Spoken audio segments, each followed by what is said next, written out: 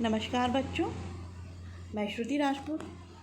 स्वागत है आपका इस वीडियो में। इसके पहले के वीडियोस में हम सामाजिक विज्ञान अध्याय 1 भारत के संसाधन के बारे में मैं आपको बता चुकी हूँ।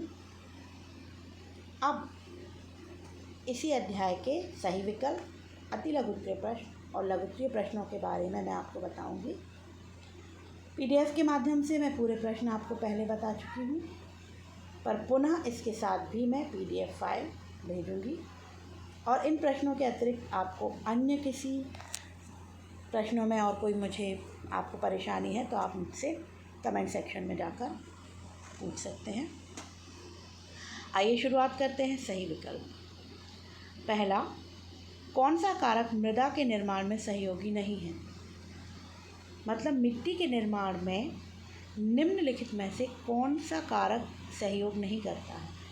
वायु और जल, सड़े गले पेड़ पौधे तथा जीव जंतु, शैल और तापमान, पानी का इकट्ठा होना। वायु और जल, सड़े गले पेड़ पौधे तथा जीव जंतु जिन्हें हम ह्यूमस या जीवाश्म कहते हैं, और शैल मतलब चट्टानें, और तापमान, ये सभी मिट्टी के निर्माण में सहायक होते हैं। केवल पानी का इकट्ठा होना ही एक ऐसा कारक है जो मृदा के निर्माण में सहयोगी नहीं होता। तो इसका उत्तर है चौथा, पानी का इकट्ठा होना। प्रश्न क्रमांक 2, आंध्र प्रदेश और उड़ीसा के डेल्टा क्षेत्रों तथा गंगा के मैदानों में सामान्यतः कौन सी मिट्टी पाई जाती है? लाल मिट्टी, जलोढ़ मिट्टी, काली मिट्टी और लैटेराइट मिट्टी। तो मैंने आपको बताया था पहले कि हमारे भारत के उत्तर के जो पर्वतीय क्षेत्र हैं वहाँ से जो भी नदियाँ निकलती हैं, वे सभी नदियाँ अपने साथ बहाकर मिट्टी लाती हैं और इस मिट्टी से वे डेल्टाई क्षेत्र या मैदानों का निर्माण करती हैं। उत्तर भारत के मैदान हैं या अन्य जो हमारे डेल्टाई क्षेत्र हैं उनका निर्माण करती हैं। और इस क्षेत्र में जलोढ़ मिट्टी पाई जाती है। जलोढ़ मिट्टी मतलब जल के द्वारा उड़ेली गई मिट्टी, जलोढ़ मिट्टी। ये अत्यंत उपजाऊ रहती है, इसीलिए आंध्र प्रदेश, उड़ीसा के डेल्टाई क्षेत्र, गंगा के मैदानों में जलोढ़ मिट्टी पाई जाती है। इसका उत्तर है 2, जलोढ़ मिट्टी। तीसरा, प्रश्न क्रमांक 3, मृदा संरक्षण के लिए समुच्च रेखा बंध बनाने की विधि प्रायः किस क्षेत्र में पाई जाती है? समुच्च रेखा बंध ये एक प्रकार की कृषि का ही एक स्वरूप है, खेती करने का एक स्वरूप है, जिससे कि ऐसे क्षेत्रों में कृषि आसानी से की जा सकती है जहाँ ढलान, मिट्टी ढलान लिए हुए होती है। मैदानी नहीं क्षेत्र होते हैं, ढलान लिए हुए मिट्टी जो होती क्षेत्र होते हैं, उन क्षेत्रों में समुच्च रेखा बंध बनाकर मृदा का संरक्षण किया जाता है। क्योंकि जो पहाड़ी क्षेत्र होते हैं या ढलानी क्षेत्र होते हैं वहाँ वर्षा के पानी के द्वारा मिट्टी बहा कर ले जाई जाती है, मिट्टी का क्षय हो जाता है। परंतु इस विधि के द्वारा मिट्टी को संरक्षण मिलता है, साथ ही साथ कृषि भी होती है। तो इसका उत्तर है पहाड़ी क्षेत्र। तीसरा, पहाड़ी क्षेत्र। चौथा प्रश्न, मानव सर्वाधिक उपयोग करता है भौम जल, महासागरीय जल, पृष्ठीय जल या वायुमंडलीय जल? तो इसमें महासागरीय जल और वायुमंडलीय जल तो वैसे ही अलग हो जाएंगे, क्योंकि महासागरीय जल का उपयोग परिवहन, मत्स्य पालन इत्यादि में अधिक होता है। मानव द्वारा इसका उपयोग नहीं हो पाता क्योंकि ये खारा होता है। ये जल अधिक जो लवण होने के कारण इसका जल खारा होता है, जो मानव के लिए उपयुक्त नहीं होता। वायुमंडलीय जल भी, क्योंकि जल वाष्प के रूप में रहता है वायुमंडल में, इसलिए भी मानव के द्वारा इसका उपयोग नहीं होता। अब पृष्ठीय जल और भौम जल। पृष्ठीय जल जैसे नदियों का जल, तालाबों का जल, नहरों का जल, इनका उपयोग मानव के द्वारा होता है, परंतु भौम जल से कम। भौम जल का उपयोग मानव के द्वारा सर्वाधिक किया जाता है। दैनिक दिनचर्या के लिए भी मानव के द्वारा भौम जल का उपयोग किया जाता है, सिंचाई के लिए भी मानव के द्वारा भौम जल का उपयोग किया जाता है। तो इस प्रश्न का जो विकल्प है उसका सही उत्तर होगा भौम जल, पहला भौम जल। केवलादेव घाना पक्षी विहार स्थित है केवला देवघाना पक्षी विहार, ये हम पढ़ चुके हैं, इसके पहले ही वीडियो में हमने पढ़ा है। ये स्थित है राजस्थान में और ये प्रमुख रूप से मैंने आपको बताया था साइबेरियाई सारस, सांभर चीतल, काले मृग के लिए ये प्रसिद्ध है। आगे बढ़ते हैं, रिक्त स्थान की पूर्ति। संयुक्त वन प्रबंधन व्यवस्था में खालिस्तान का महत्वपूर्ण स्थान है। संयुक्त वन प्रबंधन व्यवस्था में आप चाहें तो इसको लिख भी सकते हैं, अपने एक कॉपी लेकर उसमें आप साथ में लिख भी सकते हैं। संयुक्त वन प्रबंधन में वन सुरक्षा समितियों का महत्वपूर्ण स्थान है। वन सुरक्षा समितियों का महत्वपूर्ण स्थान है। सामाजिक वानिकी योजना को खालिस्तान से वित्तीय सहायता प्राप्त हो रही है, ये मैं पहले भी बता चुकी हूँ आपको। विश्व बैंक से सामाजिक वानिकी योजना को वित्तीय सहायता प्राप्त हो रही है। वन अग्नि नियंत्रण परियोजना खालिस्तान के सहयोग से चलती है। वन अग्नि नियंत्रण परियोजना यूएनडीपी के सहयोग से चलती है। इसके बाद है वन्य जीवों की सुरक्षा एवं संरक्षण हेतु खालिस्तान एवं खालिस्तान की स्थापना की गई है। चौथा, वन्य जीवों की सुरक्षा एवं संरक्षण हेतु अभ्यारण्य एवं राष्ट्रीय पार्क की स्थापना की गई है। अभ्यारण्य एवं राष्ट्रीय पार्क। अब है सही जोड़ी मिलाइए। सबसे पहले है कार्बेट। ये सभी इनमें अधिकांश जो हैं वो नेशनल पार्क या अभ्यारण्य है और वो उनके सामने है कि वो किन जगहों पर स्थित हैं, किस क्षेत्र में वो स्थित हैं। कार्बेट या जिसे हम जिम कार्बेट भी बोलते हैं, ये उत्तराखंड में स्थित है। पहले नंबर पर ही उत्तराखंड है, इसकी सही जोड़ी बनी हुई है इसी के साथ। दूसरा है दजिगाम। दजिगाम राष्ट्रीय उद्यान जम्मू कश्मीर में स्थित है। इसके बाद है मानस। मानस अभ्यारण्य है ये असम में स्थित है। इसके बाद है पेरियर केरल में।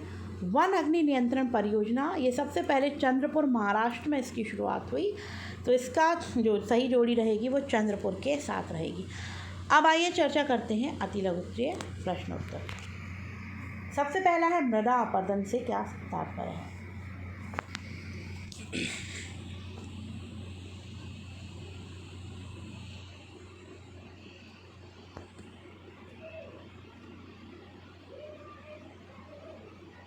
मृदा अपरदन से क्या तात्पर्य है। मृदा अपरदन या मृदा का क्षय या मृदा का संक्षारण मतलब मृदा का क्षरण, ये तीनों ही प्रश्न पूछे जा सकते हैं। कभी कभी आपसे संक्षारण पूछ लिया जाता है तो आप संरक्षण लिख देते हैं, जो कि कंफ्यूज होने की आपको आवश्यकता नहीं है। संक्षारण शरण से जुड़ा हुआ है, इसलिए इसका तात्पर्य मृदा के अपरदन से ही है। तो मृदा का अपरदन क्या है, ये मैंने कल आपको बताया था। इसके पहले जो वीडियो भेजा है मैंने, उसमें आपको मैंने बताया है कि शब्दावली में, आपके जो अध्याय की शब्दावली भी उस वीडियो में मैंने बताई है आपको। शब्दावली में एक ही लाइन में इस प्रश्न का उत्तर है, बहते हुए जल अथवा वायु द्वारा मृदा के आवरण का हटना ही मृदा का अपरदन है। आप इसमें थोड़ा सा और अच्छे से लिखना चाहें तो आप लिख सकते हैं, बहते हुए जल, वायु अथवा मानवीय क्रियाकलापों के द्वारा मृदा का क्षय होना या मृदा के आवरण का हटना ही मृदा अपरदन है। दूसरा प्रश्न है, मृदा संरक्षण से आप क्या समझते हैं।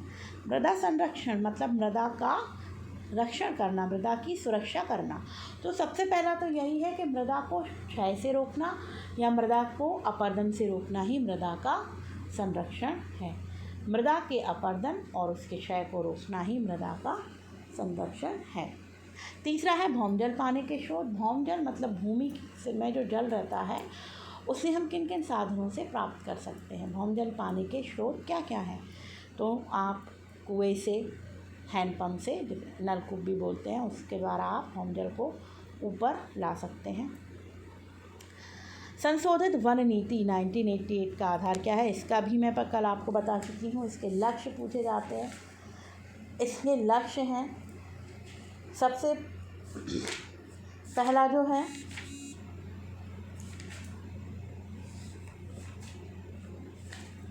वो लक्ष्य है वनों में पर्यावरण को स्थिरता लाना, पर्यावरण में स्थिरता लाना। दूसरा है जीव जंतु व वनस्पति जैसे प्राकृतिक धरोहरों का संरक्षण करना। और तीसरी है मानव की या लोगों की बुनियादी आवश्यकताओं की पूर्ति करना। इसके बाद है लघुत्तरीय प्रश्नों पर आ जाते हैं। मृदा परिच्छेदिका, मैंने बताया मृदा परिच्छेदिका मृदा की एक लंबवत काट को मृदा परिच्छेदिका कहते हैं, जिससे उसका विन्यास और उसकी स्थितियाँ दिखलाने में सहायता प्राप्त होती है। मानव जीवन में मृदा का महत्व। इसके बाद ये कुछ प्रश्न हैं जो मैं PDF में हैं, आप उससे चाहे तो वो प्रश्न लिख सकते हैं। और मिट्टी, लाल मिट्टी, लैटेराइट मिट्टी, मैं आपको बता दूं यहाँ कि आपको जो मिट्टियाँ मैंने बताई हैं या जो मिट्टियाँ आपके पाठ्यक्रम में दी हुई हैं, यदि आप उनमें से 4 मिट्टी कर लेते हैं, काली मिट्टी, जलोढ़ मिट्टी, लाल मिट्टी और लैटेराइट मिट्टी, तो इन चारों मिट्टी में से ही या तो कभी काली मिट्टी और जलोढ़ मिट्टी में अंतर आता है, या लाल मिट्टी और लैटेराइट मिट्टी में अंतर आता है, या किसी भी एक मिट्टी की विशेषता पूछ लेते हैं 3 नंबर तक में। आप यदि ये 4 मिट्टी कर लेते हैं तो आपसे 2 से 3 प्रश्न आपके तैयार हो जाएंगे। इसके बाद जल संरक्षण के उपाय भी PDF में दिए हुए हैं फाइल में। और आपको पता है जल संरक्षण के उपाय क्या क्या हैं, जल को किस प्रकार से हम संरक्षित कर सकते हैं, उसके अपवाह को रोकना, उस जल के प्रदूषण को बचाना, और जितनी भी नदियां हैं या जो भी तालाब हैं उनके जल को साफ़ रखना। सबसे बड़ी चीज़ है कि जो हमारे पास जितने भी जल के जो स्रोत हैं उन सब की समय समय पर सफाई करते रहना। पृष्ठीय जल के जो स्रोत हैं या भौम जल के स्रोत हैं उन्हें सुरक्षित रखना, ये जल संरक्षण के कुछ उपाय हैं। इसके बाद सामाजिक वानिकी योजना पुनः इसमें है। इसके बाद दीर्घोत्तरीय भारत में मिट्टियों के प्रकार, तो मैंने आपसे कहा 4 मिट्टी आप कर लेंगे तो आपके अन्य प्रश्न तैयार हो जाएंगे। मृदा परिच्छेदिका का नामांकित चित्र पहले वीडियो में मैं आपको बता चुकी हूँ। इसके जल संसाधन के स्रोत अभी हमने पढ़ा। जल संसाधन के 4 स्रोत हैं, 2 नंबर के में आएगा या 3 नंबर के में, तो आप उसके बारे में थोड़ा थोड़ा सा लिख सकते हैं। यदि 2 नंबर के में आया तो केवल आप नाम ही लिख देंगे तो आपके 2 नंबर आपको मिल जाएंगे। इसके बाद है वनों से होने वाले, 6वां है वनों से होने वाले प्रत्यक्ष एवं अप्रत्यक्ष लाभ। तो वनों से होने वाले या तो वो प्रत्यक्ष लाभ ही पूछते हैं या केवल अप्रत्यक्ष, या दोनों। वनों से होने वाले लाभ 3 नंबर का अधिकतम ये प्रश्न आ सकता है। तो आपको जो मैंने कल समझाया था उसमें से आपको जो भी सरलतम लगे वो आप याद कर सकते हैं। वीडियो को पॉज करके आप उसको अपनी उत्तर पुस्तिका में आसानी से लिख सकते हैं। तो बच्चों, आज का वीडियो यहीं समाप्त होता है। अध्याय 1 पूरी तरीके से मैंने समाप्त कर दिया है। आपको इससे संबंधित कोई भी समस्या है तो आप मुझे कमेंट सेक्शन में जाकर पूछ सकते हैं। अगला वीडियो जल्दी लेकर आऊँगी। अध्याय 2 भारत के संसाधन भाग 2। धन्यवाद।